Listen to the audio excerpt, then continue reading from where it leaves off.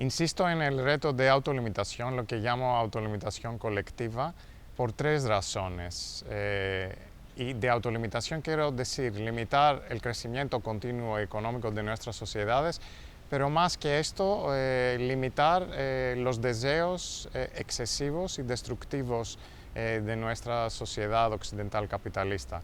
Y por tres razones esto. La primera razón es que si no nos limitamos, vamos a destrozar el planeta y vamos a destrozar el futuro de nuestras hijas y hijos. Es claro esto en el contexto de cambio climático. El planeta va a ser casi imposible de vivir en una generación, según los científicos. El segundo argumento por qué nos tenemos que autolimitar es en el contexto que si no nos autolimitamos nosotros, no dejamos espacio al otro. Y al otro quiero decir a los otros seres humanos y a los otros seres no humanos.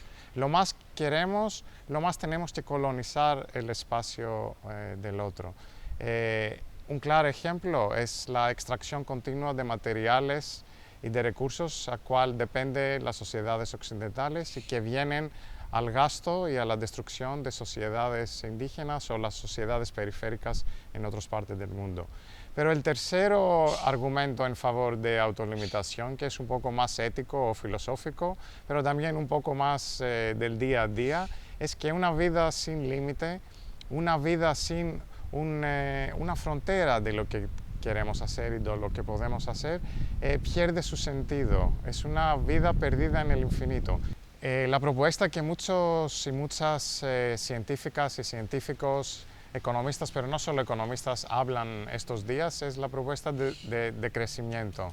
¿Qué quiere decir esto? No quiere decir decrecer el PIB, que sería una idea un poco tonta porque el PIB ya es un indicador y una mesura equivocada de nuestro bienestar, incluso equivocado de nuestra producción económica, porque muchos daños los cuenta como aumento de la actividad económica.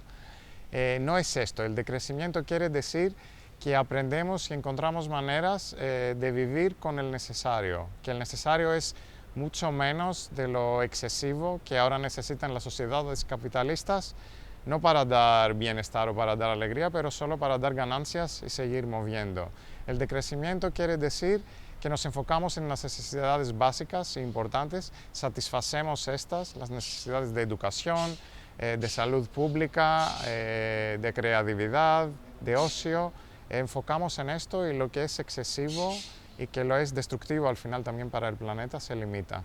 El modelo de Donut me gusta mucho porque pone unos límites ambientales que tenemos que respetar y al mismo momento unas necesidades básicas que tenemos que satisfacer. Y entre estos es el buen vivir, es la vida que es digna para todas y también que es sostenible para el medio ambiente. Claramente ahora estamos fuera de estos límites ecológicos y también no satisfacemos todas las necesidades. Por esto hablamos de decrecimiento como decrecer este exceso a los límites ecológicos.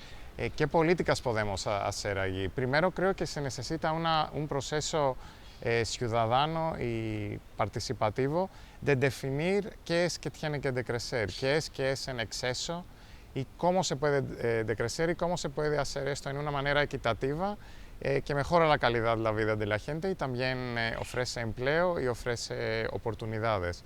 Por ejemplo, ¿qué es excesivo ahora mismo en Barcelona?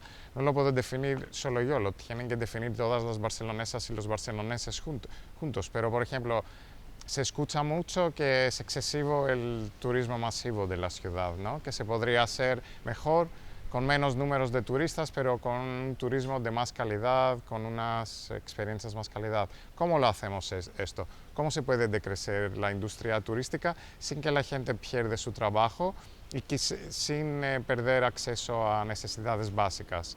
Otra cosa que es excesiva en Barcelona, claramente es excesivo la contaminación y de los coches y el ruido de los coches y de otras formas de movilidad. ¿Cómo se puede decrecer este daño excesivo, que no es solo un daño ambiental, es un daño también a nuestra salud de todas y todos?